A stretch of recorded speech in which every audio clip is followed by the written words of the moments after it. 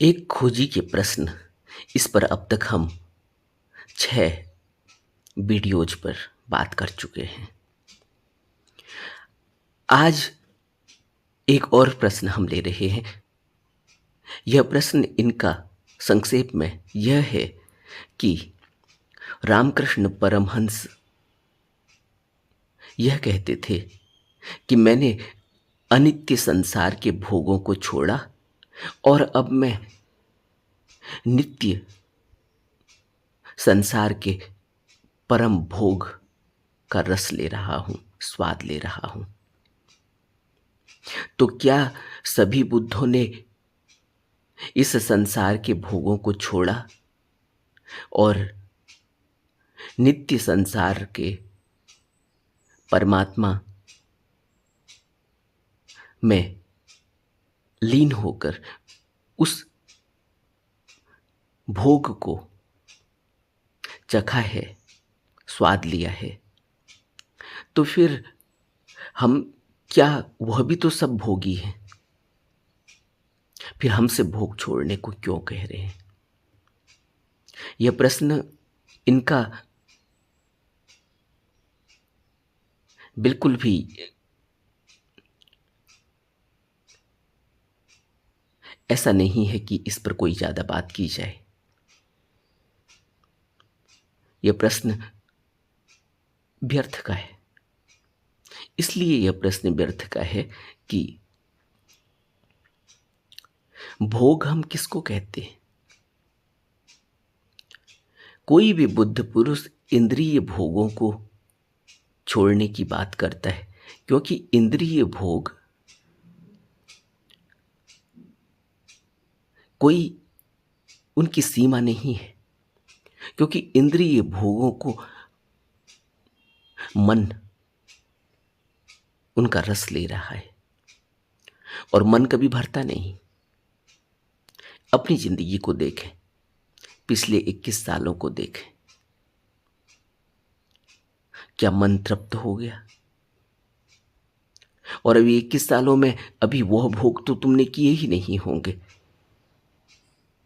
जो भोग इस संसार में बुरी तरह से फंसा देता है। काम भोग से संसार की उत्पत्ति होती है, संसार का निर्माण होता है। काम भोग से मोह पैदा होता है, काम भोग से लोभ पैदा होता है, काम भोग सभी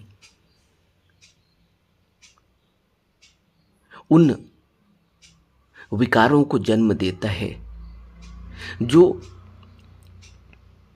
शायद अगर काम भोग न होता तो न होते, या कम और सीमित मात्रा में। विकार तो सभी मनुष्यों के अंदर है, विकारों की आवश्यकता है। विकार, हम जिनको विकार कह रहे हैं, वह किसी कारण से हैं, उनकी जरूरत है इस संसार में।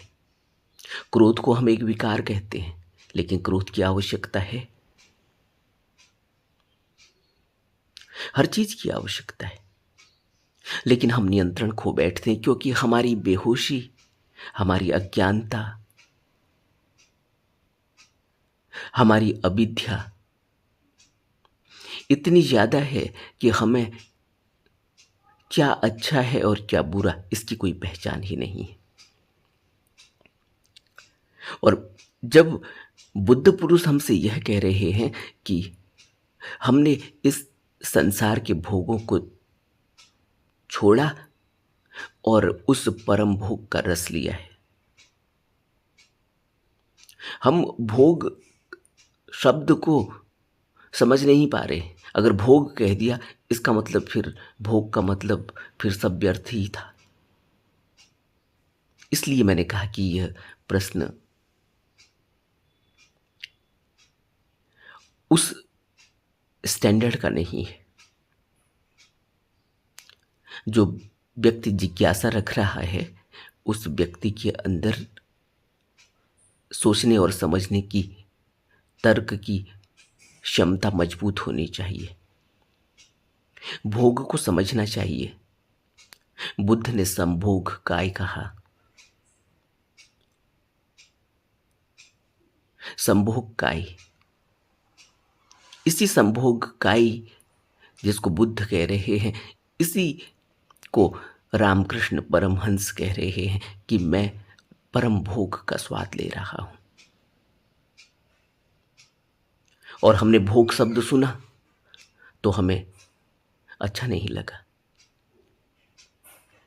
आनंद, एक ऐसा आनंद, भोग क्या होता है? भोग को समझने की कोशिश करें। भोग हम किसको कहते हैं? जिसमें हमें रस मिल रहा होता है, जिसमें हम आनंद महसूस करते हैं, जिसमें हम खुश महसूस करते हैं, जिसमें हम अपने को सुखी महसूस करते हैं। लेकिन क्या कोई भोग हमें सुख दे पाता है? क्या हमें कोई भोग तृप्त कर पाता है? क्या हमें कोई भोग आनंद में बनाए रख सकता है? क्या हमें कोई भोग एक ऐसी शून्य स्थिति में ले जाता है जहां के बाद फिर हम तृप्त हो जाएं, हमें किसी चीज की आवश्यकता न हो और हमारी पूरी दौड़ भाग क्या है जिंदगी की कि हमें सुख मिले, हमें खुशी मिले, हमें आनंद मिले, हमें दुख न हो, हमें तृप्ति मिले। और क्या पाया हमने? अब तक के 21 सालों का अनुभव क्या है? क्या हम तृप्त हुए? क्या हमें आनंद, हमारा जो भी हमें क्षण भर के लिए किसी वस्तु से मिला था, किसी व्यक्ति से मिला था, वो ठहर पाया? क्या हमने जो स्वाद लिए, रस लिए, इंद्रियों के भोग किसी भी प्रकार के हों, खाने का रस हो, पहनने का रस हो, उनमें हम तृप्त हो पाए? तो फिर हम जिनको भोग कह रहे हैं, भोग का अर्थ ही यही है कि हम अनुभव करना चाहते हैं सुख का, खुशी का, आनंद का। लेकिन कोई भी भोग, इंद्रिय भोग, इस संसार के भोग हमें तृप्त नहीं कर पाते, क्योंकि मन एक अंधा कुआं है। मन के अंदर वह असीम ऊर्जा है जो नए नए रूप में, आकार में व्यक्त होती है। अभी आपने जलेबी खाई, आपको रस आया, आपने एक रस का भोग किया, स्वाद का भोग किया। थोड़ी देर में आप तृप्त हो गए, आपने जी भर के खा ली, मन भर गया। और थोड़ी देर में फिर बेचैनी होने लगी, क्योंकि अब पेट टाइट हो गया। और शाम तक तो हालत और भी खराब हो जाएगी। तो फिर हमने जो भोग लेना चाहा था, जो हमने रस का स्वाद लेना चाहा था, जो हमने तृप्ति पानी चाहिए थी, वो तृप्ति मिली या उसके बाद दुख मिल गया? अब बेचैनी बढ़ गई, पेट खराब होने लगा, अपच होने लगी है, खट्टी डकारें आने लगी हैं, कुछ और होने लगा है। अब किसी और चीज को खाने की इच्छा नहीं हुई। फिर दवाई खानी पड़ी, फिर हम ठीक हो गए। एक हफ्ते बाद फिर मन में विचार आया, या अगले ही दिन फिर विचार आया, या अगले ही दिन किसी और ने कह दिया कि लो थोड़ा स्वाद ले लो। तो फिर मन में किया होगा कि चलो अब तो तबीयत ठीक है, जी कर ही रहा है, खा ही लेते। कब ऐसा हुआ कि हम एक बार किसी चीज से तृप्त हो गए और फिर हमने उसकी इच्छा नहीं की? क्या है हमारा अनुभव जिंदगी का? तो भोग का अर्थ होता है सुख का, आनंद का, खुशी का, तृप्ति का अनुभव करना। लेकिन यह इंद्रिय भोग, यह संसार के भोग हमें तृप्त नहीं कर पाते। यह हम सबका अनुभव है। इसलिए ये बुद्ध पुरुष कह रहे हैं कि तुम इस भोग को, जिस भोग के पीछे तुम पड़े हुए हो, इस भोग से तुम्हें तृप्ति नहीं मिलेगी। यह हमारा भी अनुभव है। और इस दुनिया का सबसे बड़ा और आनंद देने वाला भोग है काम भोग। इसलिए बुद्ध ने अपने भिक्षुओं को मैथुनचर्य के लिए साफ मना कर दिया कि एक भिक्षु को मैथुनचर्य नहीं करना चाहिए, क्योंकि मैथुनचर्य करने के बाद जो सुख और आनंद की अनुभूति होती है वह इतनी चरम है कि बार बार मन उस तरफ को दौड़ता है। वह सबसे ज़्यादा संवेदनशील भोग है। यह बुद्धों का अनुभव रहा है। इसलिए बुद्धों ने जो नियम दिए उसमें यह अनुशासन दिया। सभी बुद्धों ने यह अनुशासन दिया। इसलिए तो बार बार प्रश्न उठता है कि बुद्धों ने अनुशासन क्यों दिए। हम तो गृहस्थ में रहते हैं, हम तो घर परिवार में रहते हैं, क्या हम कभी फिर मुक्त नहीं हो पाएंगे, या हम कभी सिद्ध नहीं हो पाएंगे, या हम कभी समाधि और साधक नहीं बन पाएंगे, समाधि की अवस्था तक नहीं पहुंच पाएंगे।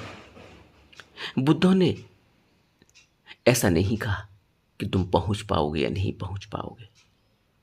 बुद्धों ने अनुशासन दिया है। और क्या है आज समाज की स्थिति? हम खुले विचारों की बात करते हैं।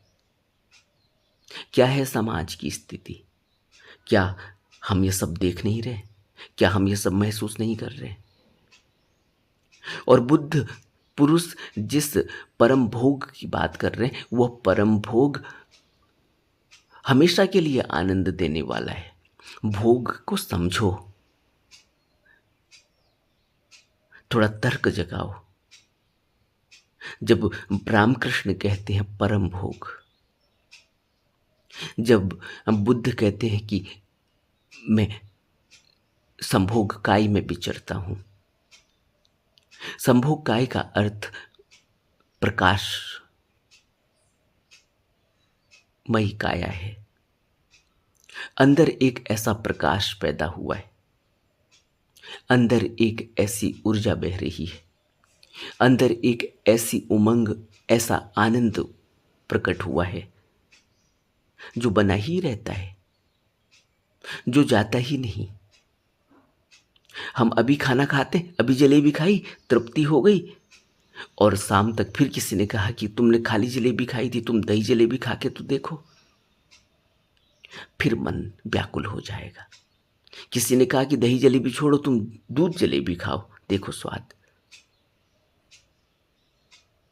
फिर मन व्याकुल हो जाएगा। हमारा कोई कंट्रोल ही नहीं है। क्यों? क्योंकि हमारी बेहोशी इतनी ज़्यादा है। हमें पता ही नहीं परम भोग क्या होता है। हमें पता ही नहीं बुद्ध किस आनंद की बात कर रहे हैं, किस खुशी की बात कर रहे हैं, किस सुख की बात कर रहे हैं। क्यों? क्योंकि यह तो अनुभव की बात है। किताबों को पढ़ने से थोड़ी यह अनुभव आएगा कि परम आनंद क्या होता है। अभी हमने पहले प्रश्न पर बात की थी। एक खोजी के प्रश्न की जो सीरीज है उसमें शायद पहले प्रश्न या दूसरे प्रश्न में हमने बात करी थी कि जो आनंद है, जो खुशी है, जो तृप्ति है, वो सत्य में है। वहां किसी चीज की आवश्यकता नहीं, किसी बाहरी पदार्थ की आवश्यकता नहीं है। वह आनंद तो बिल्कुल ही अलग है, जिसको कबीर कहते हैं, दिया जले बिन बाती बिन तेल। हम उस देश के वासी हैं जहां बिन सूरज उजियारा। क्या समझ पाएंगे हम? पहले प्रश्न में, एक खोजी के प्रश्न की जो सीरीज है उसमें पहले प्रश्न में हमने बात की थी कि यह जो हम बाहर देख रहे हैं, इस बाहर के जगत को देखकर इसमें जो उपमा दी जा सकती थी, जो द बेस्ट तरीके से वस्तु को लेकर समझाया जा सकता था, उस अनुभव को, जो अनुभव उनको घटा है बुद्धों को, उसको कहने का उसको कहने की कोशिश की गई, उसको समझाने की कोशिश की गई। जैसे हमने कहा कि सूरज को उन्होंने ब्रह्म की उपमा दी, इसलिए कि सूर्य का जो तेज है वो ब्रह्म का तेज है। लेकिन अब इस बाहर के सूरज को देखकर उस ब्रह्म के तेज का अनुभव कैसे करेंगे? क्या हम अब तक कर पाए? अपने से प्रश्न पूछो। 21 साल की उम्र हो गई हमारी, और हमें होश जगह अगर 5 साल से ही लगा लो। और वैसे तो आजकल तो अस्पताल में पैदा होते ही बच्चे को अगले दिन से धूप दिखानी शुरू कर देते हैं। जो जच्चा बच्चा वाले अस्पताल हैं, उन अस्पतालों में जाकर देखें, उन जच्चा बच्चा वार्ड में जाकर देखें, तो आप इस बात को पाएंगे कि उनको कहा जाता है कि बच्चे को धूप दिखाओ पहले दिन से ही, और 3 दिन तक लगातार रखा जाता है। 3 दिन तक लगातार धूप दिखाने को कहा जाता है। तभी से हम सूर्य का अनुभव कर रहे हैं। और मैं तो कह रहा हूं कि 5 साल से भी अगर ये अनुभव बात आई हो तुम्हारी, तो आज 16 साल हो चुके हैं होश आए हुए। इन 16 सालों में हमने सूर्य को, क्या ब्रह्म का अनुभव किया? उस तेज का अनुभव अपने अंदर किया? नहीं किया। और हम प्रश्न पूछ सकते हैं, प्रश्न उठा सकते हैं कि क्यों उन्होंने कहा कि सूर्य के अंदर ब्रह्म का तेज है। हमको तो पता नहीं चलता, सूर्य तो हम रोज देख रहे हैं। ये उनके अनुभव की बात थी, समझाने का तरीका था। उपमा, उस वस्तु से उपमा ली गई जो द बेस्ट हो सकती थी। ऐसा नहीं कहा उन्होंने कि हीरे को ब्रह्म की उपाधि नहीं दी, हीरा भी तो चमकता है। सूर्य के तेज को ब्रह्म की उपाधि थी। इसी तरह से अगर रामकृष्ण कह रहे हैं कि मैं परम भोग में लीन हो चुका हूं, मैंने ये बाहर के अनित्य जगत के भोग छोड़ दिए, तो हम भोग को समझ पाए? क्या भोग का अर्थ एक ही है हमारी नजरों में? इसलिए एक है क्योंकि हम उस भोग को महसूस ही नहीं कर पाए। जगत में भी तो हम भोग को महसूस नहीं कर पाते हैं। ऐसा नहीं है। अगर मैंने अभी आपको जलेबी का एक उदाहरण दिया है, तो क्या जलेबी को हम भोग पाए? क्या जलेबी का भोग हम वाकई में कर पाए? अगर वाकई में हमने जलेबी का भोग कर लिया होता, तो फिर भोग निरंतर बना रहना चाहिए। लेकिन हमारी क्या स्थिति हुई? हम जलेबी खा रहे हैं, लेकिन वहां है ही नहीं जहां जलेबी खा रहे हैं। और गौर करें इस बात पर, जब हम जलेबी खा रहे हैं तो क्या हम वाकई में जलेबी खा रहे हैं, या हम विचारों में ग्रस्त हैं? मन ने तो उस जलेबी की तुलना पहले ही उससे कर दी जो पिछली बार जलेबी खाई थी, जो ज्यादा अच्छी लगी थी। वो बड़ी करारी थी, ये करारी नहीं है, या इसमें कुछ करारी है कुछ नहीं है। लेकिन उसका घी कुछ और था, इसका घी कुछ और है। उसका बनाने वाला कुछ और था, इसका बनाने वाला कुछ और है। उस दिन स्वाद कुछ और था क्योंकि उस दिन बारिश हो रही थी। आज स्वाद कुछ और है क्योंकि आज गर्मी भी बहुत है। या उस दिन गर्म जलेबी थी, आज थोड़ी उतनी गर्म नहीं है। ठंड के मौसम में गर्म होती तो और मजा आता, उस दिन मजा आया था। और जिस दिन की मजे की बात ये कर रहे हैं, उस दिन भी ये वहां नहीं होंगे। उस दिन भी ये जलेबी खा रहे थे, लेकिन मन में एक विचार चल रहा था कि यार लेट हो रहा है, थोड़ा जल्दी जल्दी खाया जाए, क्योंकि घर में पिताजी इंतज़ार कर रहे हैं, या घर में बीबी इंतज़ार कर रही है, या घर में बच्चे इंतज़ार कर रहे हैं, या कुछ और सामान खरीदते हुए जाना है बाजार से। हम हैं कहाँ वहाँ जहाँ हम जलेबी खा रहे हैं? क्या हम वहाँ हैं? अपने से प्रश्न पूछना चाहिए। हम क्यों नहीं भोग पाते? इस संसार के अनित्य भोगों को भी हम क्यों नहीं भोग पाते? क्यों हमें तृप्ति नहीं आ पाती? तो रामकृष्ण जब कह रहे हैं कि मैं परम भोग में लीन हूं, वह अगर जलेबी भी खाते हैं तो इस आनंद से और इस तृप्ति से खाते हैं और इतने तृप्त हो जाते हैं, इतना स्वाद उनको आता है क्योंकि वो बिल्कुल ठहरे हुए हैं, उनका मन स्थिर है। स्थिर मन से कोई चीज खाई जाए तो उसका स्वाद कैसा होगा, जरा सोचो। हम चाय पी जाते हैं, हमें पता ही नहीं चलता कि उसमें इलायची डली है। हम चाय पी जाते हैं, हमें पता ही नहीं चलता कि उसमें सौंठ डला है, उसमें काली मिर्च डली है, उसमें अदरक कूटा गया है। हम चाय पी जाते हैं, हमें पता ही नहीं चलता कि वो चाय कौन सी चाय है। चाय के भी अलग अलग प्रकार हैं, लेकिन हमें तो सिर्फ चाय में एक ही रंग दिखाई देता है, एक ही स्वाद दिखाई देता है, क्योंकि हम चाय पी ही नहीं रहे। हम तो उसे पेट में किसी तरीके से डाल देते हैं बस, क्योंकि आदत पड़ी हुई है इस तरह से। लेकिन जब बुद्ध चाय पीते होंगे तो कैसी पीते होंगे, जरा सोचो।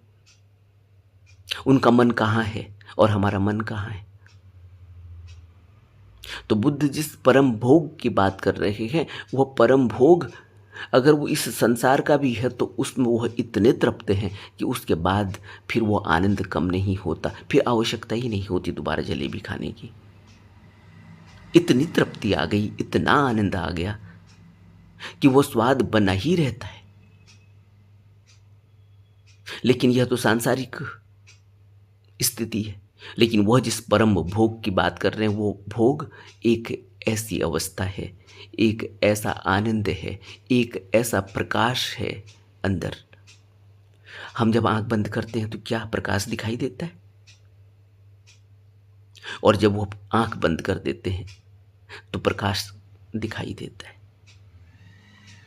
इसलिए वो कह रहे हैं कि जो सूर्य की तेज तपिश है, सूर्य का तेज है, वो ब्रह्म की तरह है। उस उपमा दी जा सकती है। वो ब्रह्म ही नहीं है, वो ब्रह्म की तरह है, लेकिन हमने कहा कि वो ब्रह्म है और हमने उसकी पूजा शुरू कर दी, लेकिन ब्रह्म हमारे अंदर प्रकट नहीं हुआ। क्या ऐसा हुआ? कितनों को अपने अंदर ब्रह्म प्रकट हुआ? हम सूर्य को जल भी चढ़ा रहे हैं, हम सूर्य की पूजा भी करते हैं, लेकिन क्या हमारे अंदर वो प्रकाश कभी प्रकट हुआ? अपने से प्रश्न पूछना चाहिए। तो जिस परम भोग की बात बुद्धों ने की है, वो परम भोग वह है जो कभी कम नहीं होता, वह आनंद कभी कम नहीं होता, वो तृप्ति बनी ही रहती है, वह सुख, वह खुशी बनी ही रहती है। ऐसा नहीं है कि हमें सुख की खोज के लिए बार बार जलेबी खानी पड़े, हमें सुख की खोज के लिए, आनंद की अनुभूति के लिए बार बार काम भोग करना पड़े। नहीं। इसलिए बुद्धों ने इतना जोर दिया कि तुम समाधि तक पहुंचो। इसलिए बुद्धों ने इतना जोर दिया कि तुम अनुशासन में रहो। अगर तुम इन बाहर की काम भोग और बाहर की वासनाओं में फंस गए तो तुम कभी अंदर की उस तृप्ति को, अंदर के उस परम भोग को, अंदर के उस आनंद को, अंदर की उस ऊर्जा को, अंदर की उस रोशनी को, उस प्रकाश को कभी अनुभव नहीं कर पाओगे। सोचो, आपने सुनी है ना, श्रीमद् भागवत में एक कहानी आती है। नारद भगवान कृष्ण के पास पहुंचते हैं, वासुदेव के पास पहुंचते हैं, विष्णु भगवान के पास पहुंचते हैं और उनको कहते हैं कि आप तो जीवों के पालक हो और नीचे देखो यह कितना गंदा जीव इस संसार में विचरण कर रहा है, ये कितने दुख में है। तुम इसको इस दुख से ऊपर क्यों नहीं उठाते? ये गंदी नाली में सोता है, गंदी नाली में खाता है, गंदी नाली में ही इसके बच्चे पैदा होते हैं, और गंदी नाली में ही मर जाता है। क्या आपको दया भी नहीं आती? नारद सूअर को दिखाते हैं। भगवान कहते हैं कि ऐसा है नारद, तुम जाओ और उससे पूछो कि क्या वो मेरे इस धाम के सुख भोगना चाहेगा, क्या वो यहां रहना चाहता है। नारद कहते हैं कि वो मेरी बात समझेगा कैसे। वो कहते हैं आप जाओ, आप कहना वो समझाएगा। नारद उसके पास जाते हैं, सुअर के पास, और उसको पूछते हैं कि आप इतनी गंदी अवस्था में रहते हो, यहीं पैदा होते हो, यहीं पलते बढ़ते हो, यही गंदी नाली में खाते हो, यही गंदा खाते हो, यहीं गंदे में ही बच्चे पैदा होते हैं, भोग होता है और इसी गंदे में ही मृत्यु हो जाती है। क्या तुम भगवान के उस लोक में जाना चाहोगे, वहां के उन सुखों को भोगना चाहोगे? तो जानते हो उस सुअर ने क्या उत्तर दिया? उसने कहा मैं सिर्फ एक शर्त पर वहां आना चाहता हूं। क्या मुझे यह आनंद जो यहां मिल रहा है वो वहां मिलेगा? नारद तो एकदम ही आश्चर्यचकित रह गए। नारद ने तो सोचा था कि यह गंदी नाली में रहने वाला जीव बड़ा दुखी और बहुत ही निकृष्ट जीवन जी रहा है, लेकिन उसे जो उत्तर मिला, नारद आश्चर्यचकित रह गए उससे। वो निकृष्ट जीवन नहीं जी रहा है, वो दुख में नहीं है। वो कहता है कि अगर मुझे इसी तरह से यही आनंद, यही नाली का आनंद, यही गंदगी खाने का आनंद वहां मिलता रहे तो मैं आने को तैयार हूं।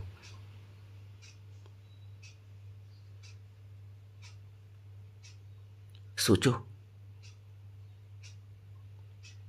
हम क्या समझ पाएंगे। इसीलिए तो यहां जीव इतनी बुरी तरह से ग्रसित है, लेकिन वो सोच रहा है कि मैं भोग रहा हूं। इनका प्रश्न है ना कि भोग, जब सभी भोग ही रहे हैं, बुद्ध पुरुष परम भोग भोग रहे हैं, और अनित्य जगत के भोगों को छोड़ने की बात क्यों करते हैं? क्योंकि वह भी तो भोग ही रहे हैं। वो क्या भोग रहे हैं? सुअर क्या भोग रहा है? आपने कहा कि मैंने पवित्र ग्रंथों का अध्ययन किया है,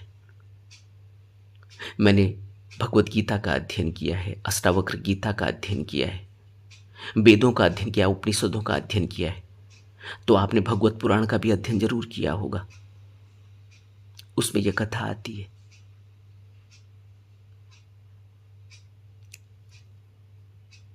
हम क्या समझ पाएंगे? हम बिना अनुभव के नहीं समझ पाएंगे, चाहे हम जो मर्जी पढ़ लें। इसीलिए बुद्ध ने कहा धम्मपद में कि अगर व्यक्ति सभी धर्म ग्रंथों को कंठस्थ भी कर ले, लेकिन अगर वह उनको अपने जीवन में पालन नहीं करता, अगर वह उसका अनुभव नहीं है, तो वह सभी ज्ञान व्यर्थ है। हमें विचार करना होगा, हमें करनी होगी, हमें बुद्धों के बताए हुए मार्ग पर चलना होगा। सिर्फ पढ़कर, सिर्फ याद कर लेने से, सिर्फ उन चौपाइयों को कंठस्थ कर लेने से, उन दोहों को कंठस्थ कर लेने से, अच्छी भाषा का इस्तेमाल कर लेने से, अच्छे वक्ता हो जाने से, अगर वो हमारा अनुभव नहीं है, तो बुद्धों ने कहा कि यह सिर्फ अपने को धोखा देने वाली जैसी ही बात है। और दुर्भाग्य ऐसा है कि जो व्यक्ति बाहरी ज्ञान से भर जाता है, उसके लिए फिर बहुत मुश्किल हो जाती है। और बुद्ध ने ऐसा नहीं कहा है, नानक ने भी यही कहा कि पूरी जिंदगी पढ़ते रहो, पूरे साल पढ़ते रहो, पूरे महीने पढ़ते रहो, पूरे दिन पढ़ते रहो, सांस सांस में पढ़ते रहो, कुछ भी नहीं मिलेगा, अहंकार और बढ़ जाएगा।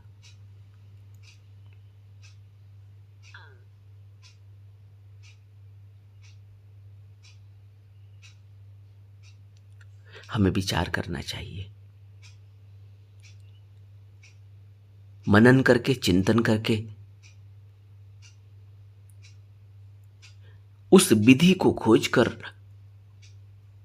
उस पर चलना होगा, तब उस परम भोग का अनुभव होगा और तब पता चलेगा कि विवेक रामकृष्ण क्या कहते हैं या सभी बुद्ध पुरुष क्या कहते हैं। सभी बुद्ध पुरुष एक ही बात कहते हैं। ऐसा नहीं है कि नानक ने अलग कहा और बुद्ध ने अलग कहा और कबीर ने अलग कहा, क्योंकि हमारी सोचने समझने की क्षमता ही नहीं है, इसलिए हम अलग अलग कहते हैं। अलग अलग नहीं कहा गया, एक ही कहा गया है। भाषा अलग हो सकती है, शब्द अलग हो सकते हैं, वक्त अलग था, सामाजिक व्यवस्था अलग थी, लेकिन उसके बावजूद भी सत्य नहीं बदलता। सत्य कहने का ढंग बदल सकता है, लेकिन सत्य तो हमेशा एक ही रहेगा। उसकी उपमाएं बदल सकती हैं, लेकिन वह नहीं बदलता।